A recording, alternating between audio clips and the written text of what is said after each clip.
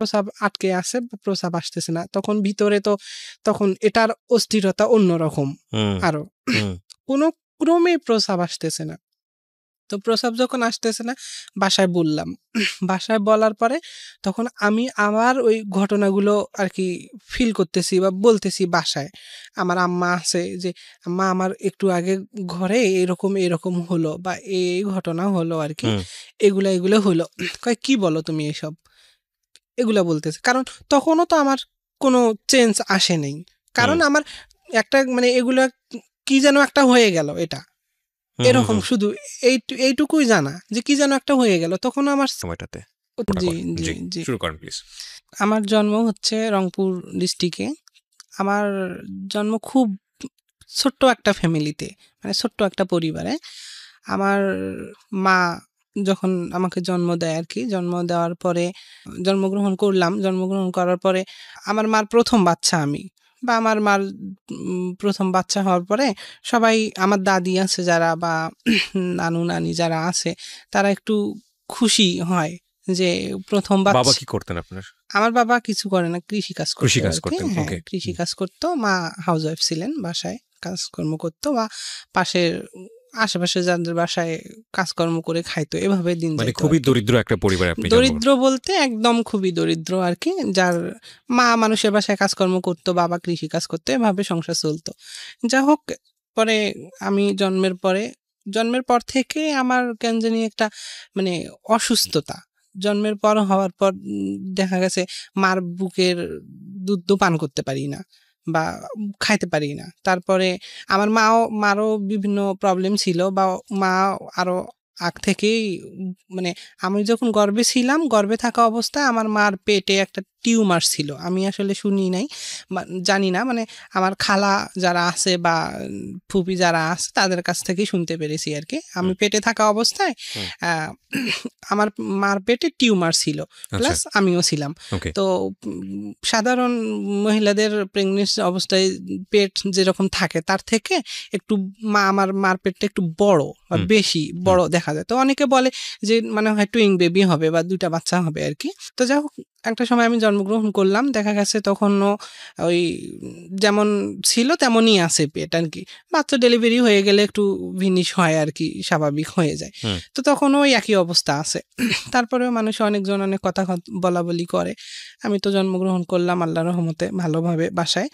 পরে আমার ওই সমস্যা আর কি, সমস্যার জন্য বিভিন্ন জায়গায় ঔষধ খাওয়ায়। তখন তো আজ থেকে 24 বছর প্রায় আগের ঘটনা। তখন দরিদ্র ফ্যামিলি বা ভালো চিকিৎসা দেওয়ার মতো কোনো রকম আর্থিক অবস্থা ছিল না বা কোনো কিছু ছিল না আর কি, যার জন্য বড় কোনো ডাক্তারের কাছে নিয়ে যাইতে পারে নাই। গ্রাম্য কিছু ডাক্তার আছে, তাদের কাছ থেকে ঔষধ নিয়ে আসছে, বা দেখা গেছে গ্রাম অঞ্চলে যে কবিরাজ থাকে যারা, কবিরাজের ঔষধ খাওয়াইছে আর কি।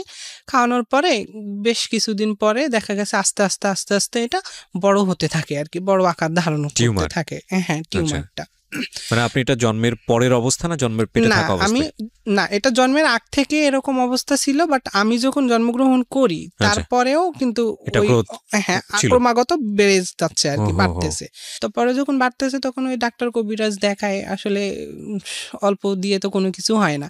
তখন ভালো কোনো চিকিৎসার প্রয়োজন ছিল, বড় কোনো ডাক্তারের শরণাপন্ন হওয়ার প্রয়োজন ছিল, কিন্তু দারিদ্রতার অভাবে সেটা হয়নি, হয়ে ওঠেনি। যা হোক, পরবর্তীতে আর কি 5 মাস বয়স আমার যখন আর কি, এরকম চিকিৎসা দিতে দিতে চিকিৎসাধীন অবস্থায় আমার আম্মা আর কি মারা যায়। আমার যখন জন্মের 5 মাস বয়স তখন আমার আম্মা মারা যায় আর কি। আম্মা মারা যাওয়ার পর আমার বাবা তো কৃষি কাজ করে, আমার দাদি আছে বাসায়, আর আমার খালা খালু আছে বা মামা মামি যারা আছে তারা বা ওদের বাসায়, আর আমি তো এখানে। তখন সেই সময়টা নাম কি রাখা হলো ওই সময়টাতে? তখন আর কি ইয়াতে ওই নাজমা নামই রাখা হতো। নাজমা। হ্যাঁ, কিন্তু আপনি এখন হচ্ছে নয়ন। হ্যাঁ, পুরো নামটা এখন কি বললেন? নাজমা হাসান নয়ন। নাজমা হাসান নয়ন, এই নামটা ব্যবহার করেন আপনি পুরোটাই? জি জি, মানে নয়ন ইউজ করি আর কি। নয়ন ইউজ করেন, কিন্তু যেহেতু এখন আমি না, সেটা তো অন্য গল্প। আমি এই কারণেই নামটা জিজ্ঞেস করেছি যে আপনি ওই সময়টাতে পরিপূর্ণভাবেই একটা মেয়ে। আচ্ছা, তো নাজমা। জি জি জি। তো এমন তো অবস্থায় তারপরে এখন আমাকে নিয়ে কি করবে?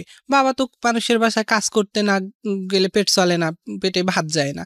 তখন আমাকে কি করবে? পরে আমার দাদি আমাকে লালন পালন করে আর কি 2-4 মাস। দেখা গেছে এমন কষ্ট যে একটা বাচ্চার যখন এখন জন্মের পর মা মারা যাচ্ছে, বিভিন্ন হরলিক্স বা বিভিন্ন ধরনের খাবার, গরুর দুধ, অনেক কিছু খাওয়াচ্ছে বা নিজে না পারলেও মানুষে হেল্প করতেছে। তখনকার ক্যাপাসিটিটা বা তখনকার পরিস্থিতিটা এমন একটা ছিল, দেখা গেছে যার একটু আছে তাদেরই প্রয়োজন মিটতো না, আর অন্যকে কি দিবে, এরকম একটা পর্যায়ে ছিল। গ্রাম অঞ্চল তো এরকম। তো পরে দেখা গেছে আমার দাদি কি করতো, ওই গরুর দুধ কিনতে পারতো না বা এগুলা দামি কোনো কিছু খাওয়াইতে পারতো না। তো আমাকে তো একটা বাচ্চা যেহেতু আছে, দেহে প্রাণটা আছে, যতদিন থাকে আর কি, একদম মানে নিস্তেজ ছিলাম। আমার হাত পা একদম চিকনা চিকনা ছিল, মানে খুবই চিকনা ছিল। যাই হোক, মানে ধরে নিয়েছে তো বাঁচবে না, যেভাবে যে কদিন থাকে আর কি, একটা দেহে প্রাণ আছে, কিছু তো অন্তত দিতে হবে মুখে আর কি। তো কি করতো তখন, খুবই অভাব ছিল। ওই গ্রামাঞ্চলে গরুকে খাবার দেয় আর কি, যে ইয়াগুলা ওই চাড়ি বলে গ্রামাঞ্চলে আর কি। চাড়িতে খাবার খাওয়ার পরে ওই চাড়ির মানে মেঝেতে বা চাড়ির তলায় কিছু অংশ ভাত রেখেই যায় বা থেকেই যায় আর কি। ওই ভাতটুকু কি করতো আমার দাদি ওখান থেকে নিত আর কি, মানে ভাতগুলো উঠায় নিত, নিয়ে পানিতে ধুয়ে আমাকে লবণ তেল দিয়ে আমাকে খাওয়াইতো আর কি। তো এইভাবে মানে গরুর খাবারের উচ্ছিষ্ট। হ্যাঁ হ্যাঁ, গরুর খাবারের, গরু আছে না অবশিষ্ট, যারা বাবা কিছু কিছু লোক আছে যাদের আর্থিক অবস্থা একটু সচ্ছল, গরু বাসায় গ্রাম অঞ্চলে থাকে, গরুকে খাবার দেয়। তো সেই খাবারটুকু ওই গরু খাবার পরে দেখা গেছে ওই গরুর চাড়িতে নিচের অংশে কিছু থেকেই যাইতো আর কি। তখন এই খাবারটুকু আমার দাদি কি করতো, উঠাই নিত, উঠাই নিয়ে ওই পানিতে ধুয়ে লবণ দিয়ে আমাকে খাওয়াইতো আর কি, মানে করে মিক্সড করে খাওয়াইতো। পরে এভাবে যখন চলতে থাকলো, তা আমি তো সুস্থ হই না আবার মরেও যাই না, এমন একটা অবস্থা।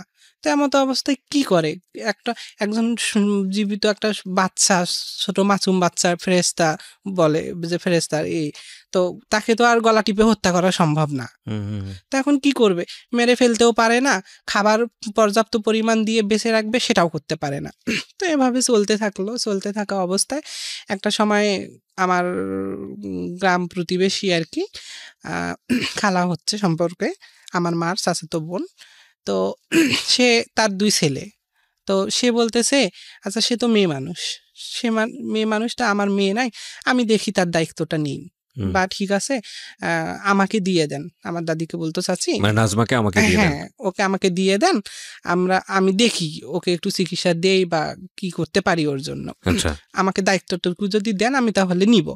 তো পরবর্তীতে আমার বাবা, সবাই বলে বাবাকে বিয়ে করার জন্য যে আসলে বাচ্চাটার তো একটা গতি হওয়ার দরকার, বা কি বাবা বলে যে ও বাচ্চা বাঁচে, বাবা অ্যালাউ করে না। বা মা মারা যাবার পরে যখন আমি এরকম নিস্তেজ, সবাই বলে বাচ্চা বাঁচবে না, তখন আমার বাবা এ বিষয়টা একটু মাথায় নেয় না যে আসলে এটা আমার মেয়ে, বা এটাকে আমি কি করব, ও এরকম সমস্যা বা অসুস্থ, আমি কোথাও নিয়ে যাই কারো কাছে, ডাক্তারের কাছে বা কবিরাজের কাছে নিয়ে যাই, সুস্থ করার চেষ্টা করি, এগুলো আমার বাবা করতো না। আমার বাবার ধান্দায় আমার বাবা থাকতো, আমার বাবার কাজকর্ম আমার বাবা করতো।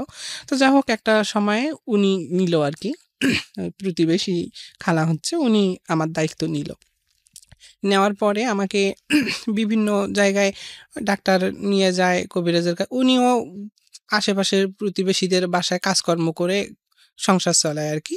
ওনার হাজব্যান্ড প্রতিবন্ধী, আর 2টা ছেলে।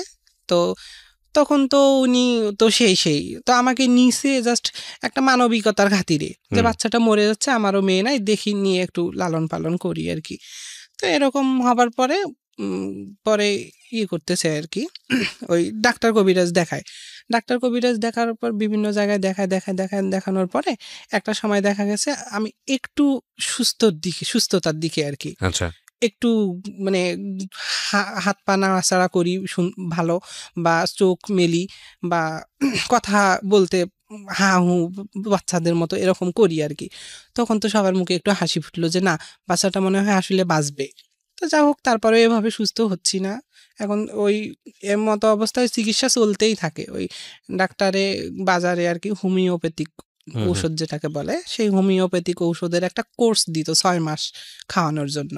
তো এটা 6 মাস খাওয়াইতো। উনি মানুষের বাসায় কাজ করে নিয়ে আসে, দেখা গেছে যখন যা পারে ডাক্তারকে দিত, তাতেই ডাক্তার হ্যাপি থাকতো, ঠিক আছে বাচ্চাটাকে বাঁচান তবু যদি বাঁচে। তারপরে এভাবে নিয়ে আসে, ওষুধ খাওয়ায়, একটু একটু সুস্থ হই।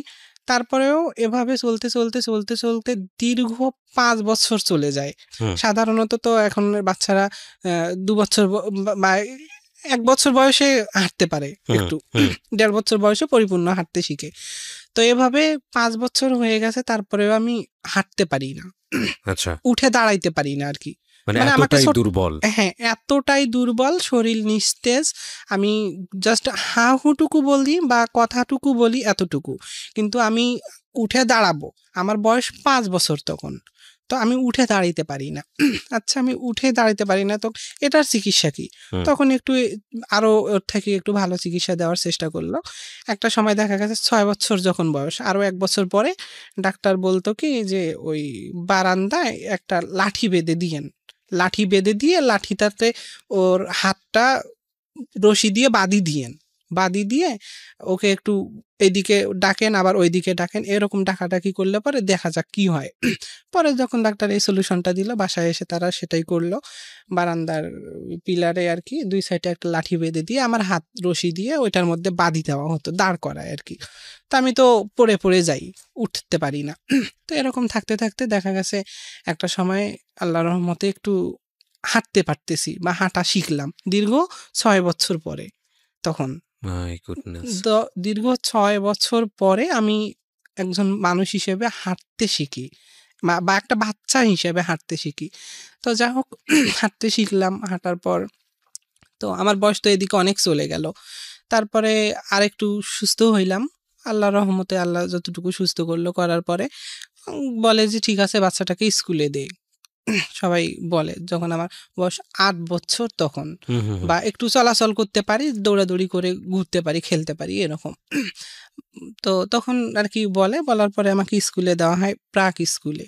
গ্রামের যে প্রাক স্কুলগুলো থাকে ওই স্কুলে দেওয়া হয়। তো গ্রাম এই পাশ থেকে ওই অল্প একটু যাতায়াত, তো এইটুকু যাতায়াত করলাম, পড়াশোনা করলাম। আল্লাহর রহমতে আল্লাহ যতটুকু ভিতরে দিয়েছেন মোটামুটি লেখাপড়ায় ছিলাম আর কি, বা পড়তাম। যা আশা করতে করতে প্রায় ক্লাস মানে ইবতেদায়ী পাশ করলাম আর কি, ব্রাক স্কুল পাশ করলাম। ক্লাস 5-এ পরীক্ষা দিলাম, পরীক্ষা দিয়ে পাশ করলাম।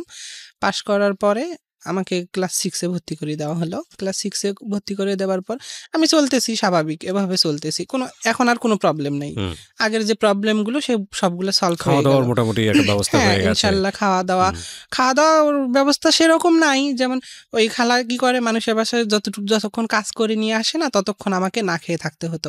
দেখা গেছে আমি স্কুলে গেছি, আমাকে ছেঁড়া সেলোয়ার জামা পরে যাইতে হতো স্কুলে, বা জামা থাকতো না অনেক সময়। স্কুলে যাইতাম, বান্ধবী যারা ছিল তারা বলতো এই দেখো ওর জামাটা ছেঁড়া, এভাবে হাসাহাসি করতো আর কি। খারাপ লাগতো। বাসায় এসে বলতাম এরকম অমুকজনে আমাকে এভাবে বলে, তো কয় আমাদের নাই, কি করব আমরা। তো এভাবে চলতে হবে। তখন কি করে, যাদের বাসায় কাজ করে বা আশেপাশে যারা থাকে তাদের কাছে আর কি নিয়ে আসে যে মেয়েটা তো একটু পড়াশোনা করে, একটু স্কুলে ভালো জামা পরে যাওয়া লাগে, তোদের মেয়ের থাকলে একটু দে। তো অনেক সময় যাদের থাকতো তাদের পর্যাপ্ত পরিমাণের থেকে থাইতে যদি বেশি থাকতো, বা যারা ইউজ করছে যেগুলা ইউজ করে ফালাই দিছে, এগুলা থেকে কিছু দিত আর কি। তো আমি আবার ওগুলা পরে স্কুল করতাম।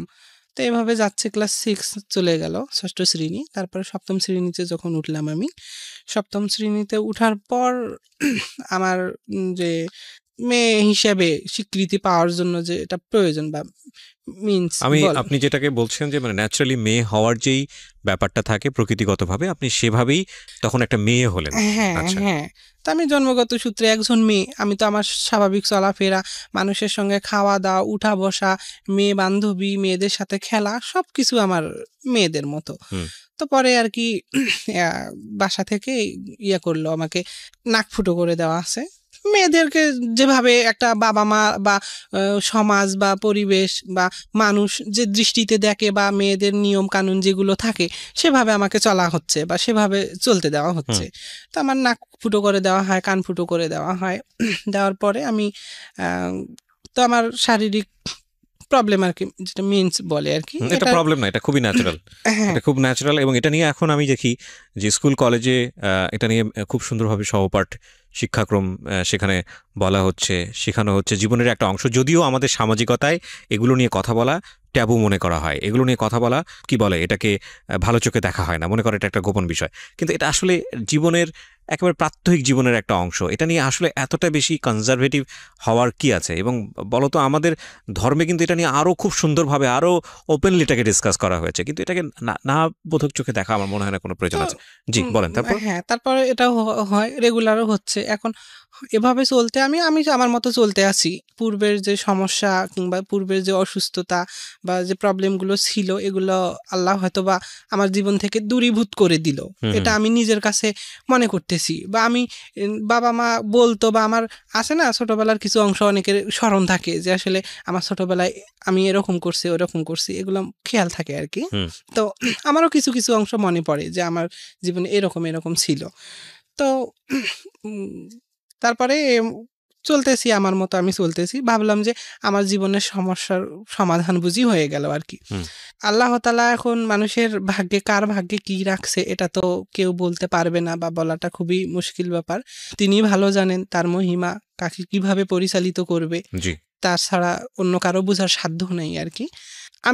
আমি আমার মতো করে মনে করতেছি যে আমার জীবনের সমস্যাগুলোর বুঝি সমাধান হয়ে গেল, কিন্তু না, আমার ধারণাটা ছিল ভুল। তখনও আমার জীবনের সমাধান কিন্তু হয়ে যায়নি। কিন্তু পরবর্তীতে যে এগুলার থেকেও আমার জীবনে ভবিষ্যতে আরো বড় ঝড় আসতে পারে কিংবা এর থেকেও করুণময় কোনো একটা ঘটনা কিংবা কোনো কিছু আমার জীবনে ঘটে যাইতে পারে, এটা তো আমার কল্পনার বাইরে ছিল। এটা তো আমি কখনোই কোনোদিন ভাবিনি। এই জন্যই বলা হয় তুমি যে অবস্থায় আছো শুকর করো, মানে একটু পরিস্থিতি তোমার খারাপ হতে পারে। জি জি, রাইট, আলহামদুলিল্লাহ। তো এমতো অবস্থায় আমি চলতেছি। চলা অবস্থায় আমি যখন ক্লাস 8-এর পরীক্ষা দিলাম, স্বাভাবিক মেয়ে মানুষ থাকা অবস্থায় আমাদের বাসা থেকে আমাদের পরীক্ষার সেন্টার ছিল প্রায় 27-28 কিলো দূরে। তো ক্লাস 8-এর পরীক্ষা জেএসসি পরীক্ষা হতো আমাদের, দেখা গেছে একদিন পর পর একটা করে হতো। তাই এত দূর থেকে যাতায়াত সমস্যা ছিল, বা আমার তো কেউ নাই যে আমাকে প্রতিদিন নিয়ে যাওয়া আসা করবে, বা গাড়িতে করে যাতায়াত করতে গেলেও দেখা গেছে পরীক্ষায় একটা পরীক্ষা দিয়ে আসলে পরের দিনে পরীক্ষা থাকে, এটার পড়াশোনা কমপ্লিট করতে আবার একটু রিস্ক হয়ে যায়। তো ওইখানে আমাদেরকে থাকতে হইতো। তো মেসে থাকতাম।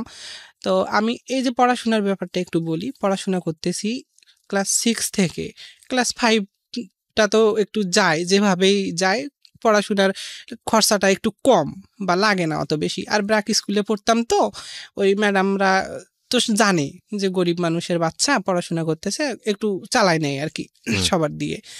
তো ক্লাস 6ষ্ঠ শ্রেণী থেকে আর কি, 6ষ্ঠ শ্রেণী থেকে আমার মানে পাঠ্য বইয়ের সমস্যা, পাঠ্য বইগুলো হয়তো স্কুল থেকে দেওয়া হতো, কিন্তু সলিউশন যেগুলো প্রয়োজন ছিল দেখা গেছে এগুলোর পর্যাপ্ত পরিমাণ আমি পাই নাই।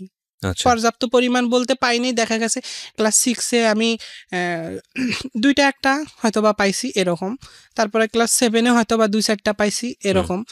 তো আবার দেখা গেছে ওই খালা অনেকের কাছ থেকে চাই নিয়ে আসতো পুরানা, যেগুলা পুরানা থেকে অনেক সময় সিলেবাস মিলতো, অনেক সময় মিলতো না। এভাবে অনেক কষ্ট করে আমি পড়াশোনা করছি, যে পড়াশোনা চালিয়ে যাচ্ছি আর কি।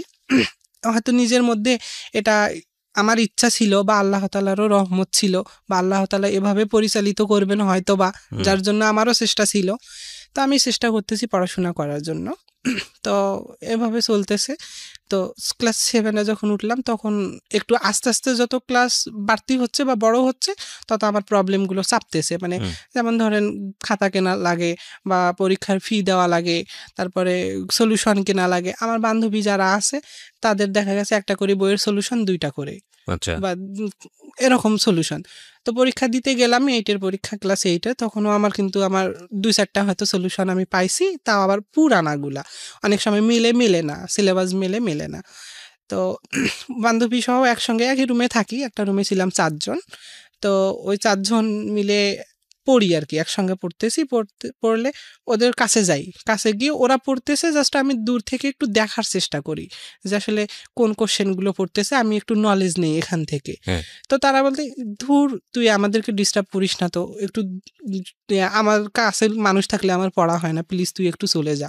তা আমি কই প্লিজ তোকে ডিস্টার্ব করবো না, আমি জাস্ট তুই পড়বি, আমি জাস্ট বসে থাকবো, কি মানুষ থাকলে আমার পড়া হয় না, তুই চলে যা প্লিজ, চলে যা, এভাবে বলে। মানে আপনি ওর শুনে শুনে একটু মুখস্থ করতেন? হ্যাঁ, না ও দেখা গেছে অনেকে জোরে পড়ে, আবার অনেকে মনে মনে পড়ে। আপনি বইটা দেখতেন? হ্যাঁ, আমি জাস্ট ওর বইটা যে কোশ্চেনটা ও পড়তেছে, আমি জাস্ট একটু চোখ বুলাবো বা দেখবো যে আসলে কোশ্চেনটা কি কেমন, বা অ্যান্সারগুলো কি রকম, সলিউশনগুলো, এগুলো দেখার চেষ্টা করতাম, কিন্তু আমাকে দেখতে দেওয়া হতো না। ওরা বলতো মানুষ থাকলে নাকি ওদের পড়া হয় না, মানুষ থাকলে ওদের সমস্যা হয়, যার কারণে ওরা আমাকে তাড়ায় দেয় আর কি। মানে ওরা তো আসলে বুঝতো না যে আপনার নিডটা আসলে কি? না, বুঝতো অবশ্যই, হ্যাঁ অবশ্যই বুঝতো, কিন্তু তারা জানতো, বা আমার দেখা গেছে আমার গ্রামে 2জন বান্ধবী ছিল, আর আরো বাইরে অন্যান্য গ্রামে ছিল। তখন তো আমি ক্লাস 8-এ পড়ি বা 8-এ জেএসসি পরীক্ষা দিই, তখন সবাই তো স্বাভাবিক ক্লাস 8-এ যখন পড়াশোনা করে সব সম্পর্কেই সবাই জ্ঞাত বলতে গেলে, তো জানে যে ওর ফ্যামিলি এরকম, বা ওর বাবা নেই, মা নেই। তারপরে সরি, আমি আর একটা বিষয় এখানে ভুলে গেছিলাম আর কি। তারপর আমার জন্মের যখন 5 মাস বয়সে মা মারা গেল, এভাবে অন্যের দায়ে দেওয়া হলো, অন্যের আশ্রয়ে আশ্রিত আমি হলাম। তখন 16 মাস বয়স যখন আমার, তখন আমার বাবাও মারা যায় আর কি। হ্যাঁ, যখন 16 মাস বয়স তখন আমার বাবাও মারা যায়। বাবা মারা যাবার পরেই আমাকে এই দায়িত্বটা অন্যের কাছে দেওয়া হয় আর কি। আচ্ছা, তাহলে আপনি আপনার স্মৃতিতে আপনার বাবা মাকে আপনি দেখেননি? হ্যাঁ, না, আমি আমার বাবা মার কোনো চিহ্ন পাইনি, বা আমার মনে পড়ে না যে আমার এই গল্পগুলো আপনি শুনে শুনে বড় হয়েছেন, যে গল্পগুলো আপনি এখন করছেন। সবার কাছে শুনছি, যেমন আমার খালা জীবিত আছে, আমার খালা বলছে, বা আমার মামা আছে, তারা বলছে এই ঘটনা এরকম। রাইট। ক্লাস 8-এ যখন আমি পড়ি আর কি, জেএসসি পরীক্ষা দিচ্ছি বান্ধবীদের সঙ্গে, এভাবে কষ্ট করে পড়াশোনা করে পরীক্ষা দিলাম আর কি। তো আল্লাহর রহমতে পরীক্ষাতে রেজাল্ট যেটুকুই আসে, আমার 3.94 ছিল মনে হয় তখন আর কি। হ্যাঁ, পাশ করছি। যাই হোক, পরবর্তীতে ক্লাস 9-এ যখন উঠলাম, জেএসসি পাশ করলাম, ক্লাস 9-এ উঠলাম। ক্লাস 9-এ যখন উঠি, ক্লাস 9-এ উঠার বুঝি 5-7 মাস গেছে আর কি, এভাবে গেছে। হঠাৎ করে আমার মেনলি যে প্রবলেমটা হয় আর কি, পিরিয়ড, এটা ইন টোটাল বন্ধ হয়ে গেল আর কি। আচ্ছা, ইন টোটাল বন্ধ হয়ে গেল। বন্ধ হয়ে যাওয়ার পরে এখানে আরো কিছু একটা ঘটনা ছিল, আমি বলতে চাই। হ্যাঁ, সেটা হচ্ছে যখন আমি ক্লাস 9-এ পড়ি, 9-এ পড়া অবস্থায় এই সময়কালে জেএসসি পরীক্ষা যখন দিতে গেছি, আমি ওখানে মেসে থাকলাম। মেসে থাকা অবস্থায় এক ছেলের সঙ্গে আমার পরিচয়। ও তখন, আমি যখন ক্লাস 8-এ জেএসসি পরীক্ষা দিই, ও তখন ইন্টার পরীক্ষা দেয় আর কি, মানে হয় কি ওখানে কি জানি করে। যা হোক, ওর সঙ্গে তখন আমার পরিচয় হওয়াতে একটা ভালো লাগা তৈরি হয় আর কি তার আর আমার মধ্যে। ওকে, মানে আপনার জীবনের ফার্স্ট লাভ বলবো কি? হ্যাঁ, প্রেমের সম্পর্ক ছিল ছেলেটার সঙ্গে। আচ্ছা, ফার্স্ট এটা। তো ওর সাথে আমার লাভ তৈরি হয়ে যায়, বা একে অপরকে খুব। কি নাম ছিল ছেলেটার? নাম বলা যাবে নাকি বলতে চাচ্ছেন না? নাম না, আমি নামটা না বলতে চাই। ঠিক আছে, সমস্যা নেই। ও কি আপনার স্কুলেই পড়তো? না, ও আমার পার্শ্ববর্তী এলাকার কেউ ছিল? পার্শ্ববর্তী এলাকার, মানে অন্য স্কুলে পড়তো আর কি। আমি মেসে ছিলাম, মেসে থাকা অবস্থায় ওর সঙ্গে আমার দেখা আর কি। আচ্ছা, ও অন্য স্কুলে পড়তো। আপনি মেয়ে হয়ে মেসে ছিলেন মানে? মেসে ছিলাম মানে ওই যে পরীক্ষা দেওয়ার জন্য, ক্লাস 8-এ জেএসসি পরীক্ষা দিচ্ছি যখন, তখন আর কি। তো আমি পরীক্ষা দেওয়া অবস্থায় মেসে ছিলাম বান্ধবীদের সাথে। ওই পরীক্ষা দেওয়া অবস্থায় ওই ছেলের সাথে, হ্যাঁ, মেয়েদের সঙ্গে, এবং এক রুমে আমরা 4 জন ছিলাম। আমার যে বান্ধবীগুলো ছিল 4 জন ছিলাম। তো থাকা অবস্থায় ওই ছেলের সাথে আমার পরিচয় হয় আর কি। পরিচয় হওয়ায় একটা সময় দেখা গেছে অনেক, ওই প্রায় আমি মনে হয় 1 মাস 10 দিন 12 দিনের মতো ওখানে ছিলাম মেসে। ওই সময়টাতে ওই ছেলেটার সঙ্গে একটা ভালো সম্পর্ক তৈরি হয়। ওই সময়ে তৈরি হয় আর কি একটা সম্পর্ক। তৈরি হবার পরে তার সাথে আমার কথাবার্তা চলতে থাকা অবস্থায় যখন আমি পরীক্ষা শেষ হয়ে গেল, পরীক্ষা শেষ হয়ে আমি চলে আসব, তখন আমার কিন্তু ফোন টোন নাই, বা আমি খাইতেই পাই না বলতে গেলে, আমার ফোন কোথায় পাবো আমি? তো পরে কি করে, ও আমাকে একটা ফোন দেয় আর কি। প্রিয় শ্রোতা, অনুষ্ঠান চলতে আপনাদের জন্য একটি বিশেষ অ্যানাউন্সমেন্ট করতে চাই। সেটা হলো, আমি আরেকটি অনুষ্ঠান করি রেডিও আম্বার 102.4 FM প্রতি শনিবার রাত 10টায় প্রচারিত হয় মাইক্রোফোন টেস্টিং 1024। হয়তো বা অনেকেই শুনেছেন, বাংলাদেশের রেডিওর ইতিহাসে সর্বপ্রথম মিউজিক রিয়েলিটি শো। এবং 2019 সালের সেরা আম্বার ভয়েস আমরা খুঁজে বের করবার চেষ্টা করছি। সেখানে আপনি অডিশন দিয়ে সেখানে আপনি অংশগ্রহণ করে সেরা আম্বার ভয়েস হতে পারেন।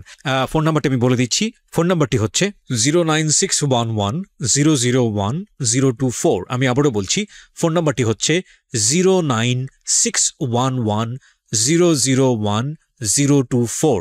যদি আপনি মনে করেন আপনার কণ্ঠ সারা দেশের মানুষের কাছে যাওয়া উচিত, আপনি সেরকম গাইতে পারেন, তাহলে যোগাযোগ করুন এবং অংশগ্রহণ করুন মাইক্রোফোন টেস্টিং 1024-এ। আমরা আবার যাচ্ছি আমাদের অতিথির কাছে। জি, যেখানটায় আপনি ছিলেন। যাই বা হোক, এখন ফোন দিল। ফোন দেওয়া অবস্থায় আমার পরীক্ষা শেষ হইলো, আমি বাসায় চলে আসলাম। বাসায় চলে অবস্থায় পরীক্ষার পরে যে সময়টা থাকে রেজাল্ট বের হওয়া পর্যন্ত আর কি, সে সময়টা পর্যন্ত তো আমি বাসায় অবসর। এটা কি ক্লাস 9 এর কথা বলছেন? না, ক্লাস 8-এ। ও, ক্লাস 8 এর মানে জেএসসি পরীক্ষার পরের ঘটনা। হ্যাঁ, ক্লাস 8-এ জেএসসি পরীক্ষা দিয়ে বাসায় আসলাম, রেজাল্টের অপেক্ষা করতেছি বাসায় আর কি। তখন তো আমি সম্পূর্ণ অবসর। তো ও আর কি আমার সাথে যোগাযোগ করে ফোনে, যে কি অবস্থা, কেমন আছো, ভালো মন্দ, এগুলো যা হয় আর কি। একটা সময় কথা বলতে বলতে দেখা গেছে পরবর্তীতে আমাকে ডাকে সে তার সঙ্গে মিট করার জন্য। ঠিক আছে, অনেকদিন হয় তোমার সাথে, প্রায় 2 মাস হয় দেখা হয় না, তুমি আসতে পারবা কি? তুমি আসতে পারবা না, আমি যাব, তোমার সঙ্গে আমি দেখা করব। যা হোক, আমার সঙ্গে দেখা করে। দেখা করার পর তখন তো একটা বয়স, যা হোক, ক্লাস 8 পার হয়ে ক্লাস 9-এ পড়তেছি, আমি পড়বো এরকম। আমার বয়স তো মোটামুটি ছিল। তারপরে তারপরে এদিকে আমার বয়সটা প্লাস ছিল, কারণ আমি জন্মের যে পরে যে আমি দীর্ঘ 6 বছর পরে হাঁটা শিখলাম, এই দিকের বয়সটা আমার একটু প্লাস ছিল। তখন আমার বয়সটা একটু বেশি ছিল। তো যা হোক, সবকিছু বুঝতাম। তারপরে ওর সঙ্গে আমি মিট করলাম। মিট করার পরে এখন আবেগের বশে বলেন আর প্রেমের সম্পর্কেই বলেন, ও আমাকে আর কি যেভাবে হোক আমাকে একটা মানে ওর শারীরিক সম্পর্কে জড়ায় আর কি। এভাবে 2-3 দিন প্রায় শারীরিক সম্পর্ক হয়। শারীরিক সম্পর্কটা হবার পরে আমার প্রায় 20 দিন হবে সম্ভবত, বা 1 মাস হয়নি, আমার গতবারে পিরিয়ড হয়ে গেছে। তারপর ওর সঙ্গে আমার শারীরিক সম্পর্ক হবার পরে আবার নেক্সট টাইম যখন পিরিয়ড হবে, তখন নেক্সট টাইম আর পিরিয়ড আসে না আমার। আচ্ছা, সো ইউ আর কনফিউজড যে অ্যাকচুয়ালি প্রবলেমটা কোথায়, মানে কোনো কিছু দুর্ঘটনা ঘটে গেল কিনা? হ্যাঁ, এরকম একটা কনফিউজ ছিল। বা যখন আসতো না, হয় সাধারণত আমার জানা মতে, বা আমরা জানি মেয়ে মানুষ যে শারীরিক অসুস্থতার জন্য অনেক সময় মেয়েদের পিরিয়ড অফ হয়ে থাকে আর কি। তো এটাও হয় না, তখন আমি সেভাবেই মনে করলাম। তারপরেও মনে একটা কনফিউজ ছিল যে আমি তো বুঝতাম সবকিছু, ভালো মন্দ সবকিছু বুঝতাম। তো মনে হতো যে আসলে তার সঙ্গে তো আমি শারীরিকভাবে বা মেলামেশা করছি বা তার সঙ্গে ছিলাম, এখন আমার আসলে অনেক কোনো দুর্ঘটনা ঘটে গেল কি না।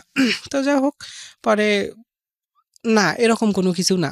পরে আম্মাকে বাসায় যারা আছে তাদেরকে বললাম, বা ভাবি যারা আছে তাদেরকে বললাম, তারা বিষয়টা দেখে, হয় না, কোনো ক্রমে এগুলা আসে না আর কি। মানে ঔষধ খাই আর কি, বিভিন্ন ঔষধ খাওয়া, ডাক্তারের কাছে যাচ্ছিলেন নাকি মানুষের পরামর্শ শুনে? মানুষের পরামর্শ শুনে ওই ভাবি যারা আছে তারা আমাকে ডাক্তারের কাছে নিয়ে যায়, ঔষধ খাওয়ায়। তারপরে এর মাঝখানে আর একটা কথা আছে, সেটা হচ্ছে যে এর মতো অবস্থা আমি ওই ছেলেকে জানাই এই ঘটনাগুলা।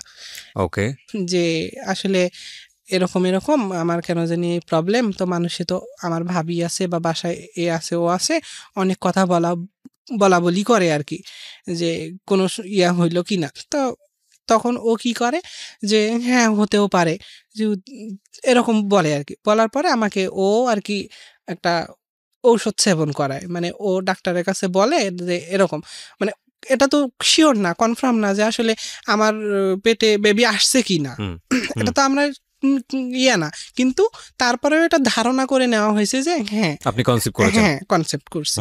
তো এর ভিত্তিতে আমাকে ও আবার ঔষধ নিয়ে আসে, সেবন দেয় আর কি, যে ঠিক আছে তুমি এটা এইভাবে খাও, তাহলে তোমার এটা ঠিক হয়ে যাবে, এভাবে বলে আর কি।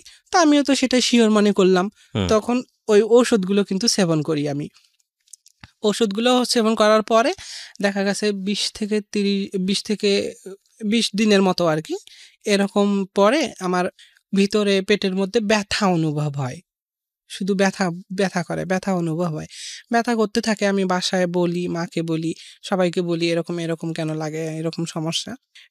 ডাক্তারের কাছে নিয়ে যায়, কবিরাজের কাছে নিয়ে যাওয়ার পরে বলে যে ওটা কোনো সমস্যা না।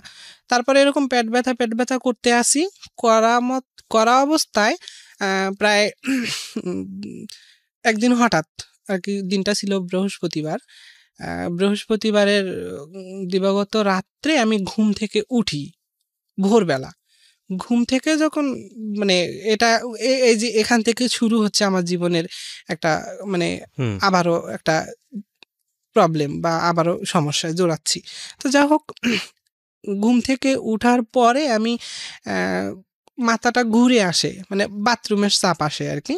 বাথরুমে যাবার উদ্দেশ্যে বেড থেকে উঠি, বেড থেকে উঠার সঙ্গে সঙ্গে আমি মেঝেতে পড়ে যাই, মাথা ঘুরে মেঝেতে পড়ে গিয়ে আবার স্বাভাবিকভাবে উঠে দাঁড়াই বেডে, এরকম করে হেলান দিই আর কি। দেবার পরে চোখ খোলার চেষ্টা করি আমি। তো চোখ আমি খোলার চেষ্টা করি, খুব মানে চেষ্টা করি যে চোখগুলো খুলতে পারতেছি না এরকম।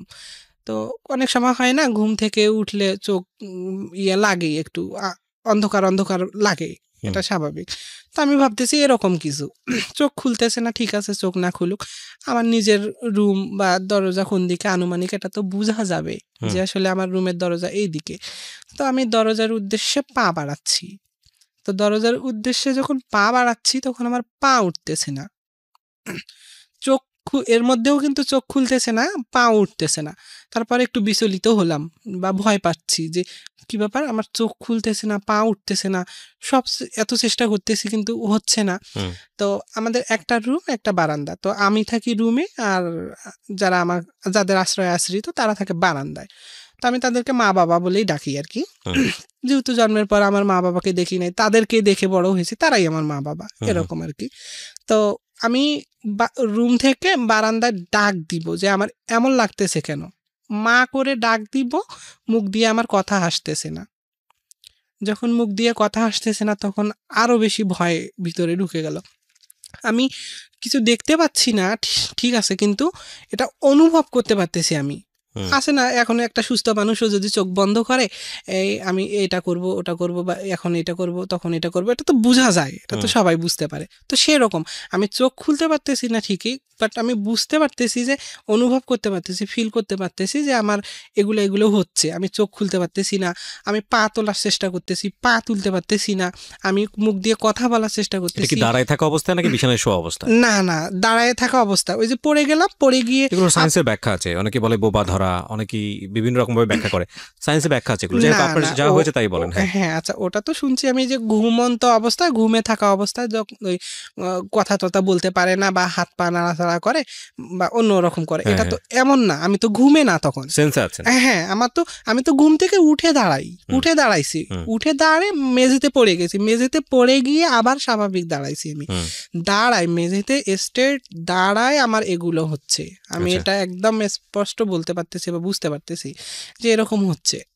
তো মুখ দিয়ে চোখ খুলতে পারতেছি না, হাত পা তুলতে পারতেছি না, তারপরে বাইরে যে কাউকে ডাকবো মা করে বা অন্য কাউকে ডাকবো, এরকম ডাকতেও পারতেছি না। তারপরে খুব ভয় ভিতরে লাগতেছে। তারপরে কিছুক্ষণ পর আমি চোখ খুলতে পারি না, কিন্তু আমি বুঝতে পারতেছি যে আমার আশেপাশে একটা মানুষ আকৃতির ছায়া, এটা ফিল অনুভব করতে পারতেছি, বা একটা অন্তর চোখে হয়তো দেখতে পারতেছি যে এটা দেখা যাচ্ছে, মানুষ আকৃতির ছায়া একটা আমার আশেপাশে ঘোরাঘুরি করতেছে। অনেক সময় হয় কি, দেখা গেছে আমরা চলতে রাত্রেবেলা যখন একা একা যাই, তখন চলতে মনে হয় যে আমার পিছনে বুঝি কেউ আছে, এরকম মনে হয় না? তো আসলে বিষয়টা এরকম হয়ে গেছে। তো আমার মনে হচ্ছে যে আমার চারিপাশে একটা ছায়া, মানুষ আকৃতির ছায়া ঘোরাঘুরি করতেছে। তো এইরকম অবস্থা থাকতে থাকতে হঠাৎ শরীর থেকে, যেমন গোসল করলে পানি ঝরে যায়, তেমন শরীর থেকে গোসল করার মতো একদম আমার পানি বের হয়ে যাচ্ছে, ঘাম ঝরে যাচ্ছে। হ্যাঁ, ঘাম ঝরে যাচ্ছে। তো ঘাম ঝরে যাওয়ার পরে হঠাৎ করে যেমন মানে আকাশ চমকে ওঠে, আকাশ চমকে উঠলে অনেকে ভয় পেয়ে কেমন করে ওঠে না, কেঁপে ওঠে আর কি। তো এরকম হঠাৎ করে আমার মনে হচ্ছে যে আমার মনে হয় আকাশ চমকে উঠলো, উঠার পরে আমি একদম সমস্ত শরীর ঝিকে মিকে উঠে মানে ভয়ে ধাম করে একদম মেঝেতে পড়ে গেলাম। তো মেঝেতে পড়ে যাওয়া অবস্থায় আমি মানে গলা কাটা মুরগির মতো, গলা কাটা মুরগিকে যেমন গলা কাটলে ছেড়ে দিলে যেমন হাত পা নাড়ায় ইয়া হয়, তো এরকম মনে হচ্ছে যে মেঝেতে আমি মুরগির মতো আর কি হাত পা শুধু নাড়াচ্ছি। এরকম মনে হয় আমি এখন আমার জীবনটা বুঝি চলে যায়, এরকম একটা অবস্থা। আমার কাছে নিজের কাছে মনে হচ্ছে যে আমার জীবনটা বুঝি চলে যাচ্ছে, এটা মনে হচ্ছে, বা আমি বুঝতে পারতেছি আমার এই ঘটনাগুলা বা সবকিছু আমি বুঝতে পারতেছি। তো এরকম কিছুক্ষণ প্রায় আধা ঘন্টা এগুলো চলতে আছে, আধা ঘন্টা 40 মিনিট এরকম চলতে আছে, কিন্তু আমি কাউকে কোনো কিছু বলতে পারতেছি না। তারপরে মেঝেতে যখন পড়ে গেলাম, পড়ে যাবার পরে গলা কাটা মুরগির মতো ধরপড়াচ্ছি। কিছুক্ষণ পরে এটা একটু সাইলেন্ট হলো বা স্বাভাবিক অবস্থায় ফিরে আসলাম। মানে মোট কথায় আমার অস্থিরতাটা বন্ধ হলো আর কি। বন্ধ হয়ে যাবার পরে আমি আবার স্বাভাবিকভাবে উঠলাম।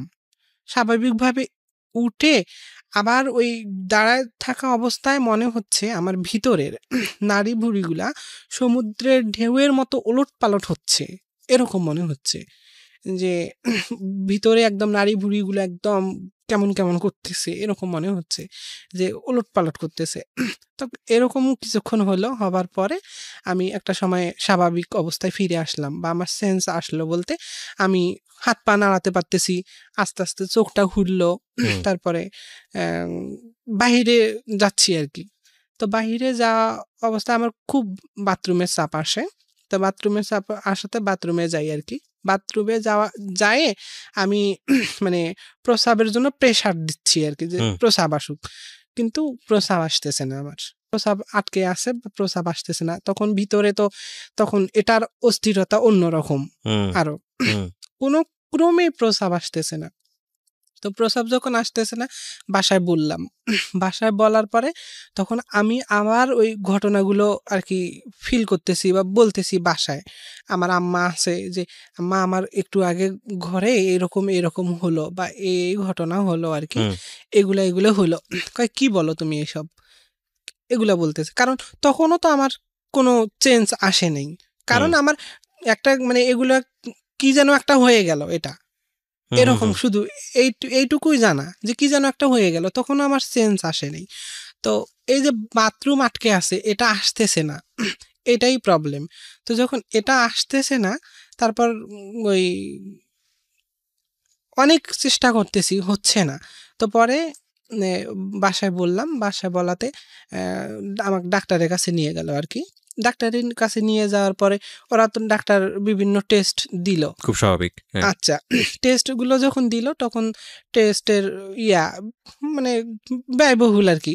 যেমন মানে ওই টেস্টটুকু করানোর সামর্থ্য কিন্তু তখনও হয়ে ওঠেনি আমার বাবা মার, তখনও টেস্টটুকু সামর্থ্য হয়ে ওঠেনি। তো যা হোক, তো পরবর্তীতে এখন বাসায় আসলো, বাসায় এসে মামা আছে বা খালারা আছে, প্রতিবেশীরা আছে, সবাইকে একটু বলতেছে যে এই সমস্যা, একটু ডাক্তার দেখানো তো ইমিডিয়েটলি প্রয়োজন, তো একটু সবাই মিলে যা পারো যে আপাতত টেস্টটুকু করানো হোক বা ডাক্তারের কাছে নিয়ে যাওয়া হোক, প্রবলেমটা কি এটা দেখা হোক আর কি। হ্যাঁ, তো ডাক্তারের কাছে নিয়ে যাওয়া হয়, ডাক্তার পরে টেস্ট দিল আর কি। টেস্টের রিপোর্ট দেওয়ার পরে বলে যে এটা তো কোনো কিছু বুঝতেছি না আর কি, এভাবে বলে যে এটার কোনো কিছু বোঝা যাচ্ছে না, রাস্তা তো সব ক্লিয়ার আছে, কিন্তু এটা হচ্ছে না কেন, এভাবে। তো আমাকে প্রেসার দেওয়ার জন্য বলে যে বারবার প্রেসার দাও। তো প্রেসার দিতে এরকম 2 দিন কেটে গেল, কিন্তু আমার বাথরুম প্লাস প্রস্রাব এটা ভিতরে আটকা। My goodness. আমি খাওয়া নেওয়া তো বন্ধ, বা বাসায় যারা আছে তাদেরও একটা চিন্তা ভিতরে, বা কি অবস্থা, কি হলো, কেন এরকম। তো এরকম থাকা অবস্থায় হঠাৎ করে রাত্রবেলা আমি খুব অস্থিরতা, মানে আমি সহ্য করতে পারতেছি না, ওই যে বললাম যে আমার জীবন যায় এমন অবস্থা। তো আমি ওই বাথরুমের জন্য চাপ দিতেই আছি রীতিমতো। তো একটা সময় দেখা গেছে ওই খুব জোরে প্রেসার দেওয়াতে রাত্রবেলা একদম কি হয়েছে, আমার মানে জরায়ু এবং জরায়ুর সাথে নারী একটা পেঁচানো ছিল আর কি, সে নারী সহ জরায়ু আমার একদম বাহিরে বের হয়ে আসে। একদম পুরা জরায়ু সহ নারী। আপনি তো বুঝতেন না যেটা জরায়ু বা ইউটেরাস, তখন তো বুঝতেন না, তখন তো বুঝতাম না। একটা মাংসপিণ্ড বের হয়েছে মানে ভয়ঙ্কর ব্যাপার। আমি তো ভয়ে শেষ যে আসলে এটা কি হলো আমার। আমি তো মানে আবার মনে করতেছি কিরকম যে ওই যে বলতো এর আগে যখন আমার ছেলের সাথে রিলেশন ছিল থাকা অবস্থায়, এটা হলো যে কনসেপ্ট করছি কি করে ফেললে এটা বেবি বের হয়ে যাবে এরকম কিছু। আমি মনে করছি এটা বুঝি এটাই, এরকম মনে করতেছি। তো যা হোক, ওটা বের হয়ে যাবে মানে ওটা একদম ক্লিয়ার হয়ে যাবে, কিন্তু ওটা ক্লিয়ার হচ্ছে না। পরে আমি ভাবিকে ডাকলাম বা যারা আছে তাদেরকে ডাকলাম, ডাকার পরে তারা তো দেখে, তারা অভিজ্ঞ মানুষ বা এ বিষয়ে জ্ঞাত মহিলা মানুষরা, তারা জানে যে এটা জরায়ু। তো জরায়ুটা আমার বাইরে বের হয়ে আসে, তখন তো আমাকে নিয়ে কান্নাকাটি একটা বিশৃঙ্খলা সৃষ্টি হয়ে গেল।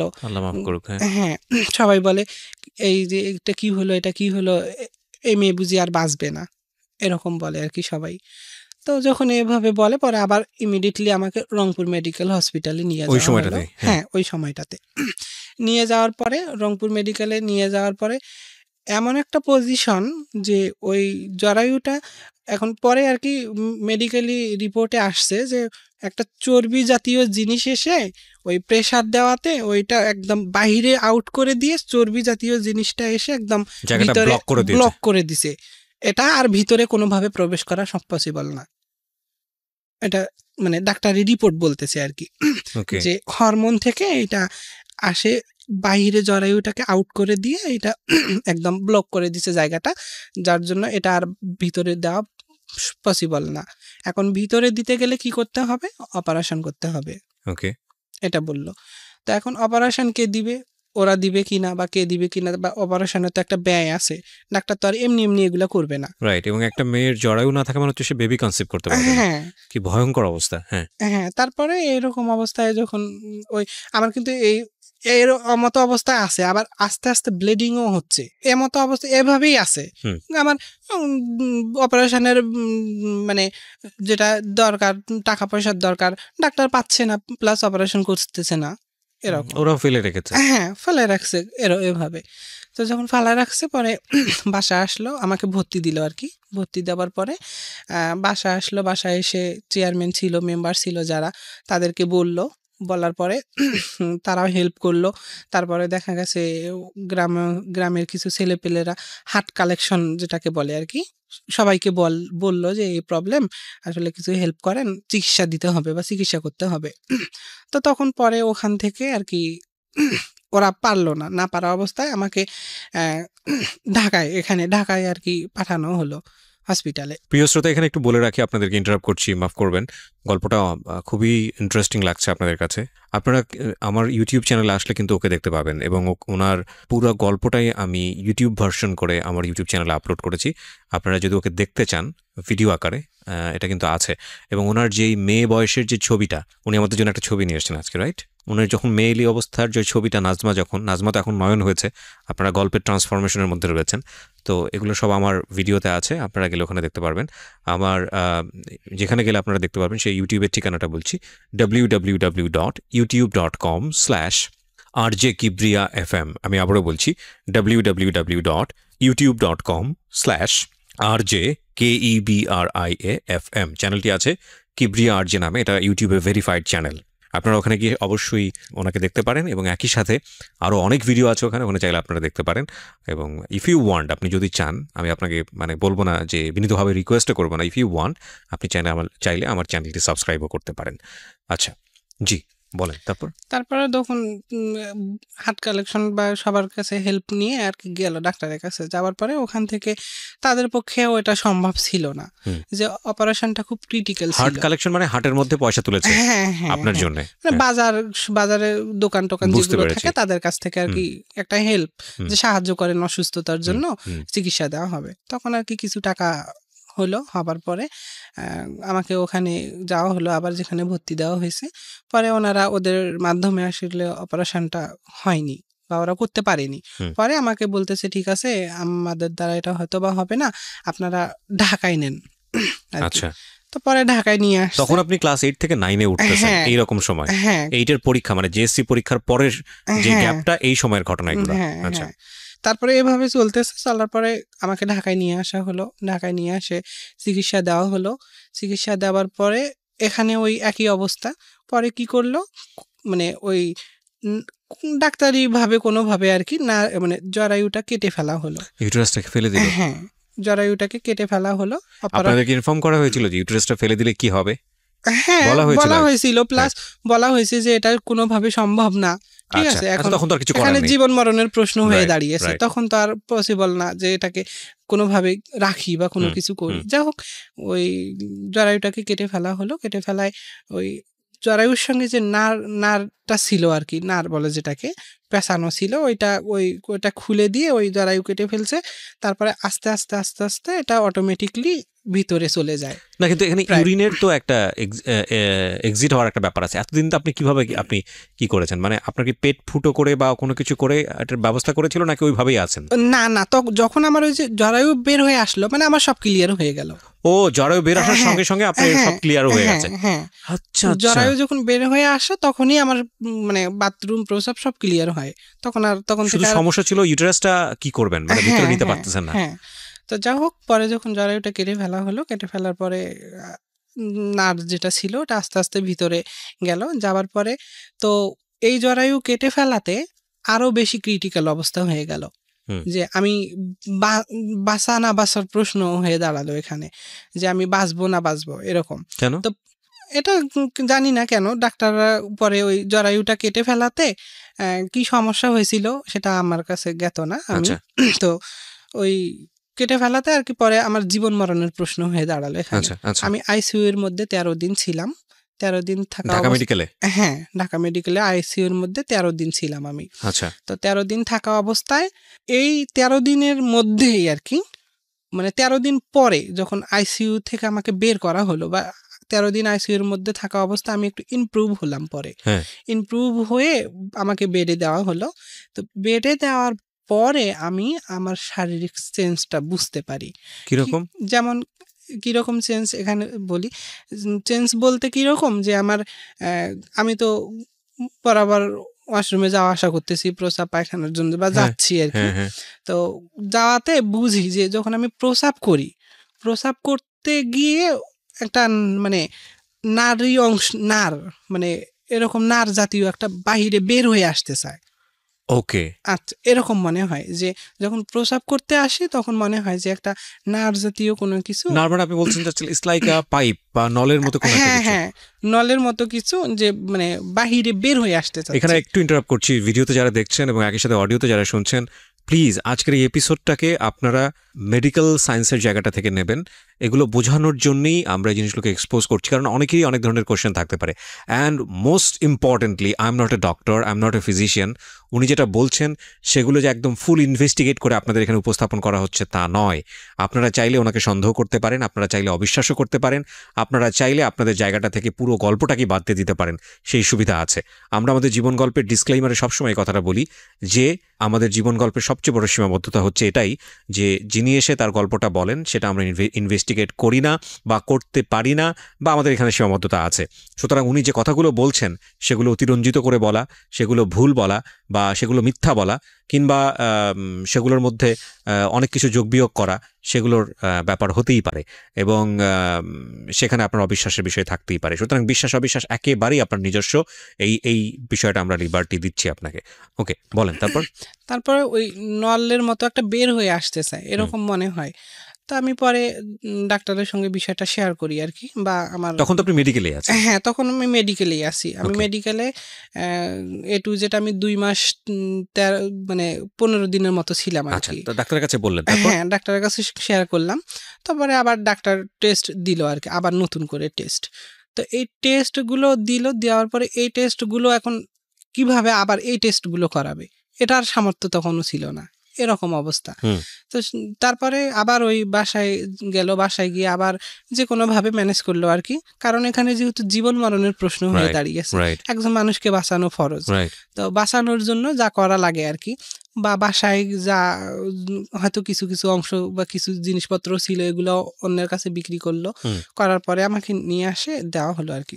তারপরে আমাকে ওই ডাক্তার টেস্ট দিল, টেস্ট দেওয়ার পরে টেস্টের রিপোর্টে বলতেছে যে না, এটা কোনো সমস্যা না, এটা যে ওই যে জরায়ুটা কেটে ফেলা হয়েছে, জরায়ু কেটে ফেলা অবস্থায় এটার হচ্ছে, বা এটা নার নলটা বা নারী যেটাকে বলে নার যেটা, ওটা ভিতরে গেছে বিধায় ওই বাইর হয়ে আসছিল, তো বাইর হয়ে আসাতে আবার ভিতরে চলে গেছে, যার জন্য রাস্তাটা ক্লিয়ার আছে, যখন প্রস্রাবের প্রেসার দিচ্ছে তখন এটা বাইরে আসতে চাচ্ছে, এরকম আর কি ডাক্তাররা বলতেছে, বা ডাক্তারের রিপোর্টে এরকম বলতেছে। কিন্তু ডাক্তারের রিপোর্টও এখানে তখন এরকম মানে এটা কোনোভাবে ধরতে পারে না, ডায়াগনোজ করতে পারে না। তারপরে যখন এরকম হচ্ছে, হবার পরে আরো কিছুদিন যাচ্ছে, এভাবে আরো 1 সপ্তাহ বা 10 দিন গেল, যাবার পরে আমি মানে ওই বুঝতে পারি যে মানে পুরুষ লিঙ্গের মতো আর কি, পুরুষ লিঙ্গের মতো বা ছোট বাচ্চা যেমন লিঙ্গ যেরকম সেই আকৃতি বা সেই রকম ধরন বোঝা যাচ্ছে উপরে, যে উপরে এরকম একটা আকৃতি বোঝা যাচ্ছে। আচ্ছা, তো যখন বোঝা যাচ্ছে তখন ডাক্তাররা এটা বলল যে ঠিক আছে, এটা আমরা বিষয়টা দেখবো। তখন ওই ডাক্তাররা সেমিনার করলো আর কি, বোর্ড মিটিং করলো, বোর্ড মিটিং করে বিষয়গুলো ভালোভাবে দেখার সিদ্ধান্ত নিল আর কি, যে বিষয়টা যেহেতু অন্যদিকে যাচ্ছে এখন, যেহেতু এটা এরকম বোঝা যাচ্ছে, এটা আসলে কি, তখন আমাকে নিয়ে ডাক্তাররা গবেষণা করে আর কি, বা বোর্ড মিটিং করে। মিটিং করার পরে আমাকে পরবর্তীতে দেখে, তারা বিভিন্ন টেস্ট করার পরে টেস্টগুলোতে দেখে যে এটা নাকি ওদের রিপোর্টে বলে যে হরমোন থেকে এটা এই প্রবলেমটা ডায়াগনোজ করলো যে এটা একটা প্রবলেম, এবং হরমোন ইমব্যালেন্স হওয়ার কারণে বা যে কোনো কিছু হওয়ার কারণে এই সমস্যাটা তৈরি হচ্ছে। জি জি জি, হরমোন প্রবলেমের জন্য এটা আসলে এরকম। তো পরে ডাক্তাররা যখন বোর্ড মিটিং করলো, করার পরে আসলে তারা একটা সিদ্ধান্তে গেল যে আসলে বিষয়টা কি বা কি করা প্রয়োজন আর কি। তো তখন তাদের হাতে যখন আর কোনো ওয়ে ছিল না, তখন তারা কি বলল, আমাকে বলল যে হচ্ছে বাইরে যাওয়ার জন্য, দেশের বাইরে। হ্যাঁ, বলতেছে এটা তো আসলে খুব ক্রিটিক্যাল প্রবলেম, এর থেকেও মানে শুরুতে যখন আমার জরায়ু অপারেশন করলো আর কি, কেটে ফেলার পর পরবর্তীতে এখন আবার একটা অপারেশনের নোটিশ করলো আর কি তারা, যে অপারেশন করতে হবে, এটাকে যদি দূরীভূত করতে চান, ঠিক আছে, এটা নাকি সম্পূর্ণ হরমোন থেকে মানে ফিজিক্যালি একটা প্রবলেম আর কি। আচ্ছা আচ্ছা, বলতেছে। আচ্ছা, তো আপনারা ও তো একজন মেয়ে মানুষ, তো মেয়ে মানুষ এখন ওর শারীরিক সমস্যা বা হরমোনের জন্য এটা একটা প্রবলেম, তারা এটা বলতেছে যে এটা একটা প্রবলেম, তো এই প্রবলেমটাকে সমাধান করতে গেলে ওর অপারেশনের প্রয়োজন আছে, বা অপারেশনটা করতে গেলে অপারেশন দেখা গেছে অনেক ব্যয়বহুল এবং অনেক রিস্ক, পেশেন্ট মানে বাঁচতেও পারে আবার মরে যেতেও পারে, এরকম আর কি।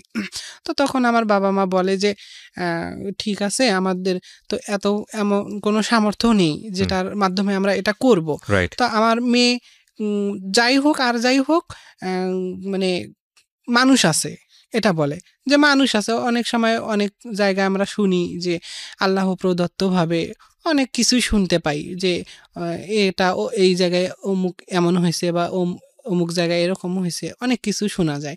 তো যাই হোক, এটা আর কি তাদের ধারণা। তারা বলে যে আমার মেয়ে মানুষ আছে, মানুষ বাদে আর অন্য কোনো কিছু হয়নি, যা আছে তা থাক। এখন অপারেশন করতে গিয়ে যদি সে যেখানে যদি বাঁচা মারার প্রশ্ন হয়ে ওঠে, সে যদি বাঁচতে না পারে, জীবনের সাথে এতটা যুদ্ধ করে এত দূর নিয়ে আসে আমরা কিভাবে তাকে হারাই, এটার চিন্তা করে আর কি। তো এই চিন্তা করাতে তারা সবকিছু ছেড়ে দিল, কাছে ঠিক আছে, আপনারা ওইটা বাদ দিয়ে এদিকে কি করা যায়, আপনারা সুস্থ করতে যা লাগে সেটা করেন আর কি। মানে বিষয়টা হলো এরকম যে ওর শরীরে যে পরিবর্তনগুলো আসতেছে সেগুলো আপনারা ছেড়ে দেন, কিন্তু বাকিটুকু যতটুকু আপনাদের ওকে সুস্থ করার জন্য যা করা লাগে সেইটুকুর দিকে ফোকাস করেন আর কি। ওকে, ফাইন। তারপরে ডাক্তার বলতেছে যে না, ওটার অপারেশন প্রয়োজন আছে, এটা বলতেছে, কারণ সে একজন মেয়ে মানুষ, বা এখন মেয়ে মানুষ, ওর এই সমস্যা হরমোন থেকে এটা আসলে বিপরীত দিকে যাচ্ছে, ডাক্তার বলতেছে যে এটা বিপরীত দিকে যাচ্ছে, মানে যেহেতু এটা বোঝা যাচ্ছে যে একটা পুরুষ লিঙ্গের মতো বা ছোট বাচ্চার বা এমনও তো হতে পারে মানে যেটা গ্রো করছে সেটা একটা পর্যায়ে গিয়ে থেমে গেল মাঝামাঝি পর্যায়ে, সো না পুরুষ না মহিলা। হ্যাঁ হ্যাঁ, তখন হয়তো বা ডাক্তাররা এটা চিন্তা করে আমাকে আর কি ওইটা সলিউশন করে আর কি, যে অপারেশনটা করাই বেশি বেটার হবে, তাহলে একটা দিক থাকবে, ঠিক আছে, যে তারা একটা দিক থাকবে, সে একজন মানুষ হিসেবে ছেলে হোক বা মেয়ে হোক একটা পর্যায়ে চলে যাবে। এখন তো তার পজিশন ভিন্ন রকম, এটা ভিন্ন দিকে চলে যাচ্ছে, হয় না, যারা আমাদের সমাজে থার্ড পারসন যারা আছে আর কি, তাদের আকৃতিও হতে পারে বা তাদের মতো হতে পারে, এরকম ভাবতেছে। তো যার জন্য আর কি বলতেছে যে অপারেশনের জন্য, তা বলতেছে আমার বাবা মা বা ফ্যামিলি থেকে যারা আছে তারা বলতেছে এটা তো আমাদের পক্ষে কখনো সম্ভব হবে না এত টাকা ব্যয় করা বা এত কিছু করা। যা হোক, এর আগেও আমরা মানুষের কাছ থেকে সাহায্য নিলাম, ওর কাছ থেকে সাহায্য নিয়ে অনেক কিছু করলাম, বারবার তো আর মানুষ দিবে না। আপনি যে কেউ হোক একজনের কাছে আমি আজকে হাত পাতবো, 10 টাকা চাবো, আবার পরের দিন চাবো, আবার 10 টাকা দিবে, আবার পরের দিন চাইতে কি পারবো তার কাছে? আর তো চা সম্ভব না। তো এভাবে বলার পরে ওরা ওটা ছেড়ে দিল, দেওয়ার পরে ঠিক আছে সমস্যা নাই, আপনারা যেটা চান সেটা হবে আর কি, আমরা প্রাথমিকভাবে যেটা চিকিৎসার প্রয়োজন আছে সেটা আমরা দিই, ওটা ওভাবে চলুক। তো ওরা ওইভাবে চিকিৎসা দিল, দেওয়ার পরে আমি কি করলাম, বাসায় কি ওখানে থাকা অবস্থায় আমার ক্রমাগত দিন দিন এটা আসলে বেড়েই চলছে। আচ্ছা, তো ওখানে ছিলেন আপনি কতদিন?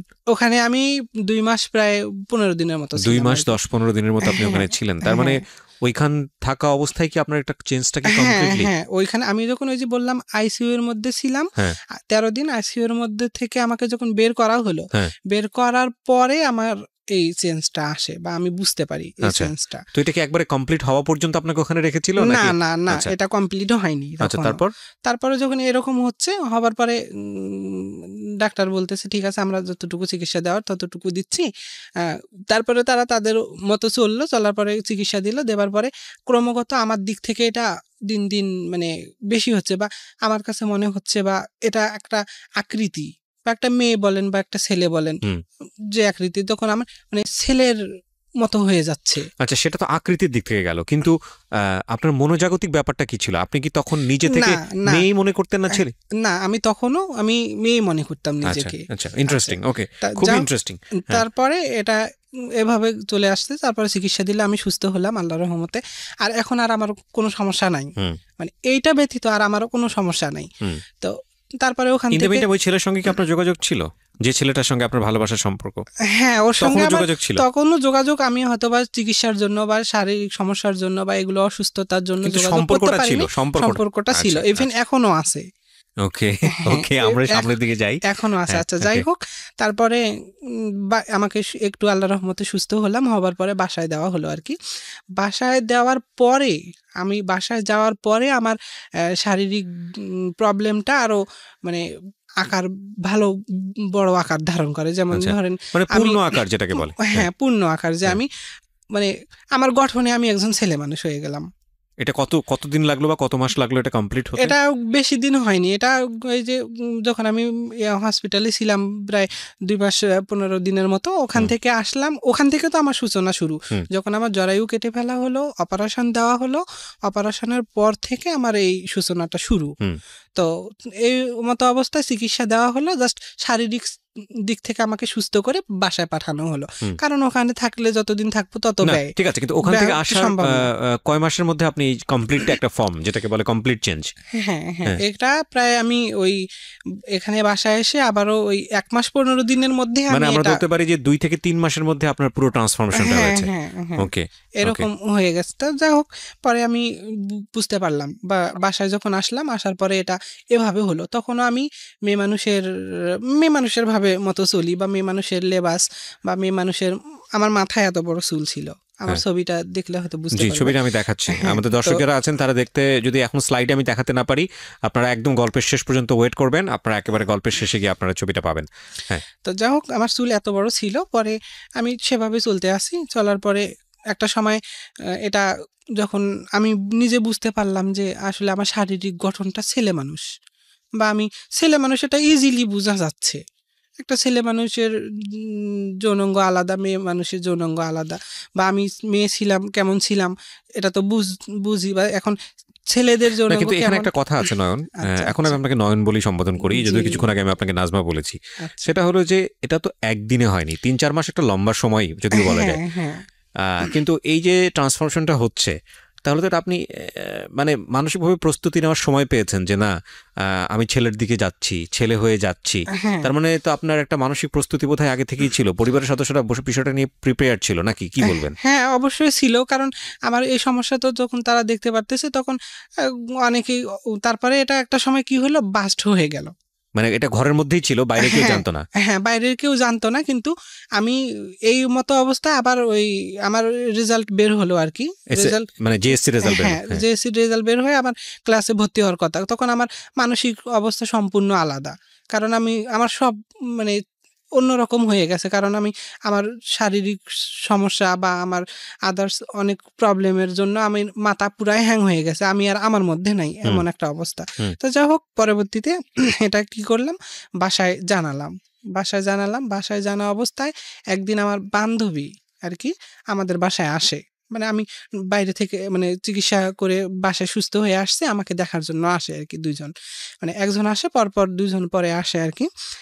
আসার পরে তখন আমি তাদের কাছ থেকে কোনো এক বিষয়ে তাদের কাছে আমি এটা শেয়ার করে ফেলি, যে কি জানি কথায় তাদের সঙ্গে শেয়ার করতে ফেলি যে আসলে এরকম আমার ঘটনাটা কেমন, মানে আমার কেমন জানি একটা শারীরিক চেঞ্জ, বা আমি এই জায়গাতে আমি ছেলে মানুষের মতো লাগে, ঠিক আছে। তখন ওরা বলে কি বলিস তুই এসব আলতু ফালতু কথা কেন বলিস, এগুলো বলতেছে, তাহলে তোদের বিশ্বাস হয় না এরকম করে বলতেছে, কয় না আমার বিশ্বাস হয় না। তা ঠিক আছে, বিশ্বাস না হয় আমাকে মানে ফেস কর, মানে প্রুফ দেখা, হ্যাঁ যে ফেস কর, চার্জ কর, যে আমি আসলে যেটা বলতেছি আমার কথার সঙ্গে কতটুকু মিল আছে আর কি। তখনও তো তারা জানতো আমি মেয়ে মানুষ, তারা আমাকে মেয়ে সার্চ করতে তো কোনো প্রবলেম না।